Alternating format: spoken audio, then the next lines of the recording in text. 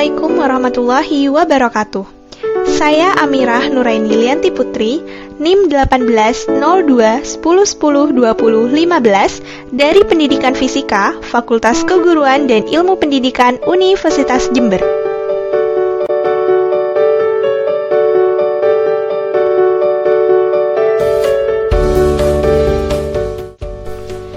Pada kesempatan kali ini, saya akan membahas salah satu materi dalam fisika modern, yaitu tentang efek fotolistrik.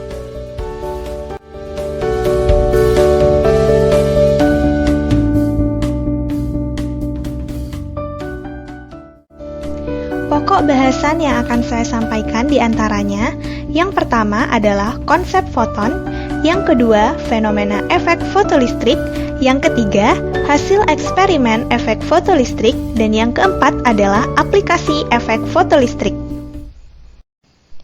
Yang pertama, kita akan membahas mengenai konsep foton.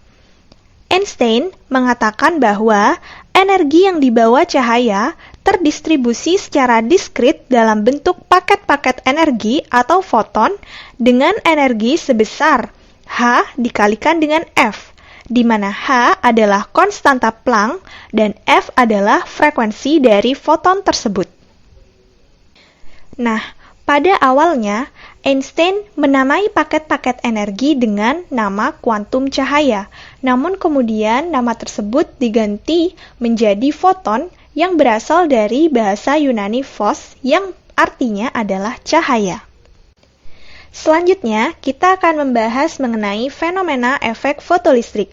Sebenarnya apa sih efek fotolistrik itu? Nah, efek fotolistrik adalah gejala terlepasnya elektron pada permukaan logam akibat disinari oleh cahaya tertentu. Gambar ini merupakan skema dari percobaan yang dilakukan untuk mengamati fenomena dari efek fotolistrik. Berdasarkan gambar tersebut, dapat kita lihat bahwa di sisi sebelah kiri terdapat sebuah logam yang disinari oleh cahaya tertentu. Nah, pada saat panjang gelombang tertentu, akan terlihat bahwa ada elektron yang lepas dari logam yang berjalan ke sisi sebelah kanan. Percobaan efek fotolistrik ini dilakukan dalam ruang hampa. Nah, mengapa percobaan ini dilakukan pada ruang hampa? Jawabannya adalah agar elektron tidak kehilangan energinya saat bertumbukan dengan molekul-molekul udara. Nah, itulah alasan mengapa percobaan dari efek fotolistrik ini dilakukan dalam ruang hampa. Kemudian, yang selanjutnya, percobaan efek fotolistrik ini dilakukan untuk mengukur laju dan energi kinetik elektron. Nah, bagaimana caranya? Mari kita perhatikan gambar berikut. Nah, pada gambar percobaan efek fotolistrik ini, terdapat sebuah ammeter yang bertuliskan current. Ammeter di sini merupakan alat yang digunakan untuk pengukur arus listrik. Nah, laju dari pancaran elektron diukur sebagai arus listrik menggunakan ammeter tersebut. Lalu bagaimana hasil dari eksperimen efek fotolistrik ini? Yang pertama adalah cahaya tertentu. Maksud dari cahaya tertentu di sini adalah elektron akan lepas apabila panjang gelombang dari cahaya yang menyinari permukaan logam semakin pendek. Seperti yang kita ketahui bahwa panjang gelombang dari spektrum cahaya berbanding terbalik dengan energinya. Semakin pendek panjang gelombang cahaya, maka energinya akan semakin besar.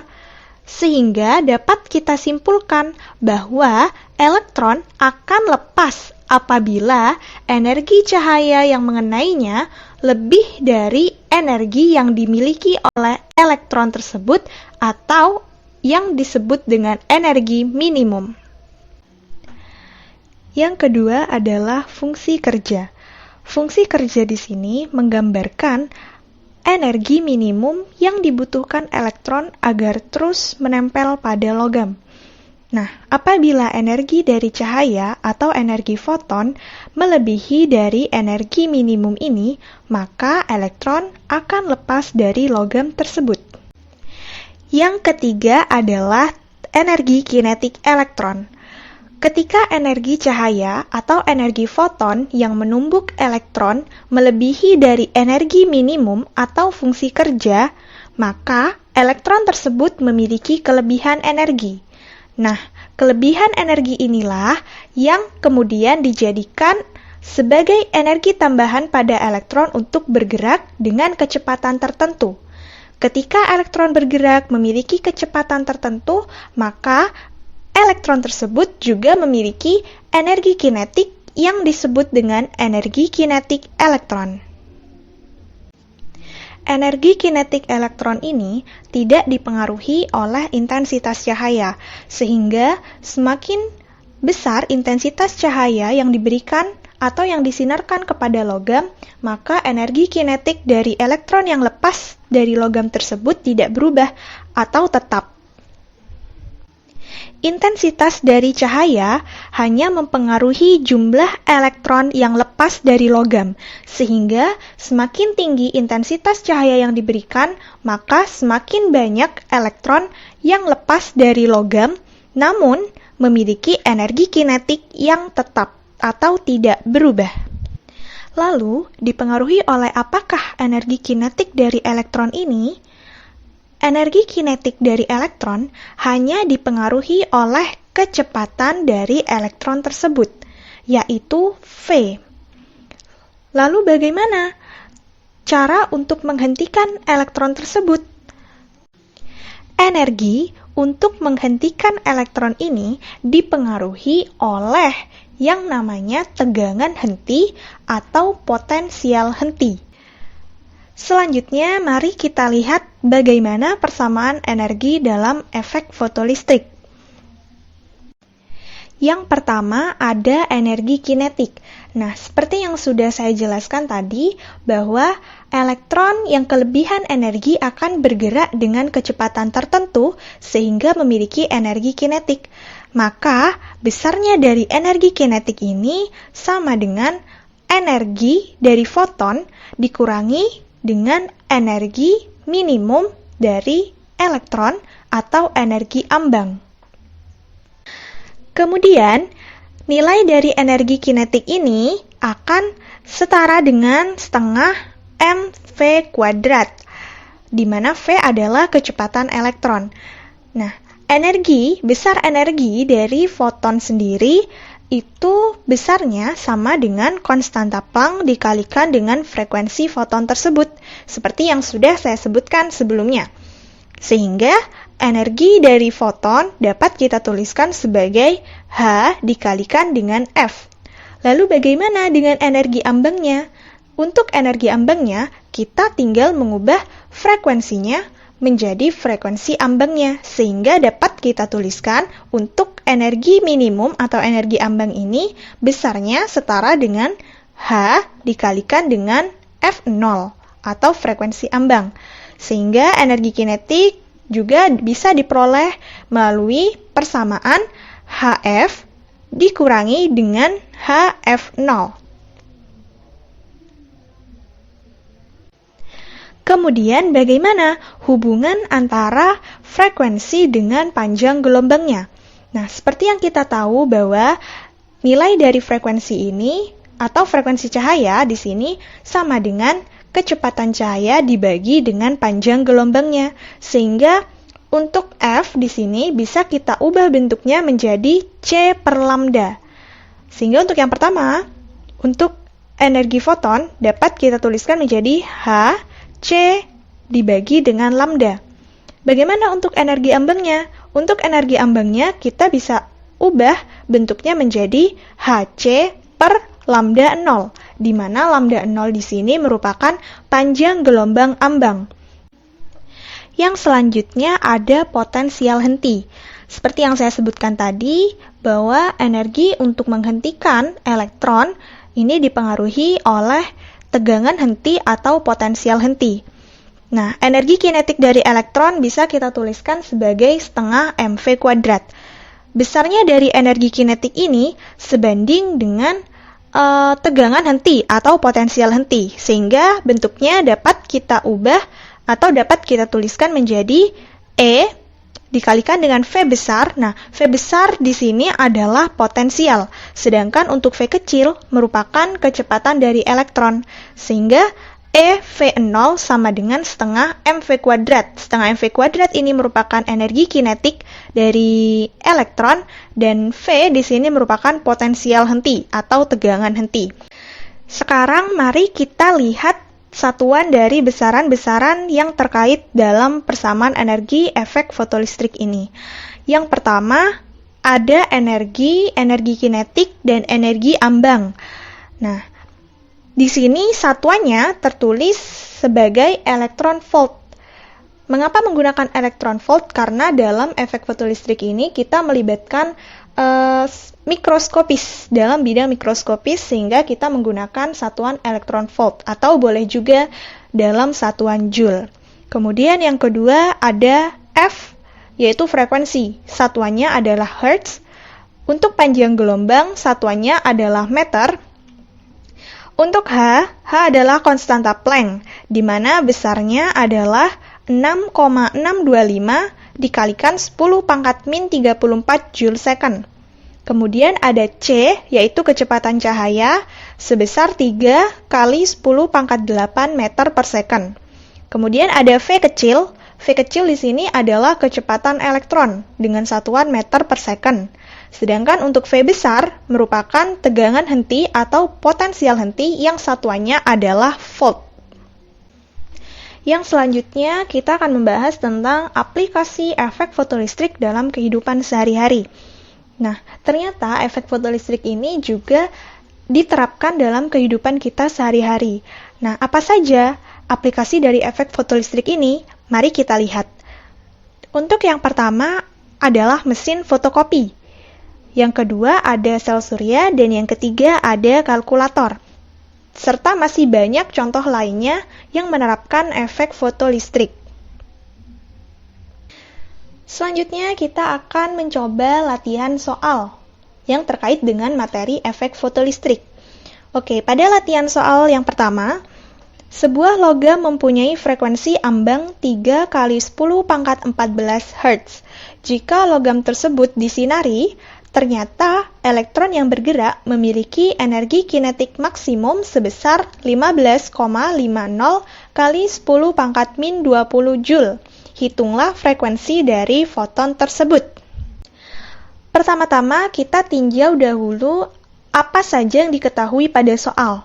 Nah, pada soal disebutkan bahwa logam tersebut memiliki frekuensi ambang sebesar 3 kali 10 pangkat 14 Hz. Maka 3 kali 10 pangkat 14 Hz ini merupakan frekuensi ambang dari logam. Sehingga kita tuliskan F0 sama dengan 3 kali 10 pangkat 14 Hz. Kemudian yang diketahui selanjutnya ada energi kinetik maksimum, yaitu sebesar 15,50 kali 10 pangkat min 20 Joule. Kemudian yang ditanyakan pada soal adalah frekuensi dari foton, yaitu F. Bagaimana cara untuk mencari frekuensi dari foton ini? Nah, kita tinggal mensubstitusikan ke rumus yang telah kita bahas tadi, yaitu energi kinetik elektron sama dengan HF min HF0. Kemudian, kita tinggal pindah ruaskan konstanta Planck atau H ke ruas sebelah kiri menjadi EK per H sama dengan F min F0. Kemudian, kita substitusikan nilai dari EK-nya, dari konstanta Planck-nya, kemudian juga dari frekuensi ambangnya. Sehingga kita peroleh frekuensi foton sebesar 5,34 kali 10 pangkat 14 Hz. Mudah sekali ya. Kemudian kita lanjut ke latihan soal nomor 2. Oke, untuk soal nomor 2, sebuah keping logam mempunyai energi ambang 2 elektron volt. Logam tersebut disinari cahaya monokromatis dengan panjang gelombang 5000 angstrom. Hingga elektron meninggalkan permukaan logam. Energi kinetik dari elektron yang lepas adalah... Untuk langkah pertama, kita tulis terlebih dahulu apa saja yang diketahui pada soal. Di soal disebutkan bahwa keping logam tersebut mempunyai energi ambang. Nah, energi ambang kita tuliskan di sini sebagai W0 atau fungsi kerja ya, sebesar 2 elektron volt. Energi ambang ini kita ubah satuannya ke dalam bentuk joule karena pada soal diminta energi kinetik dalam satuan joule, sehingga untuk mempermudah maka kita ubah satuan dari fungsi kerja ini menjadi joule. Bagaimana caranya? Nah, 2 elektron volt ini bermakna bahwa 2 E ini merupakan muatan dari elektron, yaitu sebesar 1,6 kali 10 pangkat min 19. Sehingga untuk mengubah menjadi joule, maka kita tinggal kalikan saja 2 dikalikan dengan muatan elektron, yaitu 1,6 kali 10 pangkat min 19, sehingga kita peroleh bahwa besarnya energi ambang ini 3,2 kali 10 pangkat min 19 joule. Kemudian yang diketahui selanjutnya adalah panjang gelombang dari cahaya, yaitu sebesar 5000 angstrom. Nah, 5000 angstrom ini kita juga ubah ke dalam bentuk satuan SI, yaitu meter ya. 1 angstrom itu sama dengan 10 pangkat min 10 meter. Sehingga jika kita ubah ke dalam bentuk meter, maka panjang gelombang dari soal tersebut senilai 5 kali 10 pangkat min 7 meter. Kemudian, apa yang ditanyakan pada soal? Pada soal ditanyakan energi kinetik dari elektron yang lepas dalam satuan joule. Oke, untuk solusi penyelesaiannya, kita menggunakan, karena yang ditanyakan energi kinetik, maka kita tuliskan bahwa energi kinetik sama dengan energi dari foton dikurangi energi ambang atau fungsi kerja. Nah, energi dari foton yaitu senilai H dikalikan dengan F dikurangi dengan energi kerjanya atau fungsi kerja. Maka untuk frekuensinya, karena di sini yang diketahui adalah panjang gelombang, maka kita ubah bentuk frekuensi dari foton menjadi C per lambda. Sehingga untuk energi kinetik sama dengan Hc per lambda min W0. Kemudian kita substitusikan nilai-nilai yang diketahui ke dalam persamaan dan kita peroleh energi kinetik dari elektron tersebut sebesar 0,775 kali 10 pangkat min 19 joule. Saya rasa sekian pembahasan materi efek fotolistrik yang saya sampaikan, kurang lebihnya mohon dimaafkan. Semoga video pembelajaran ini bermanfaat bagi kita semua.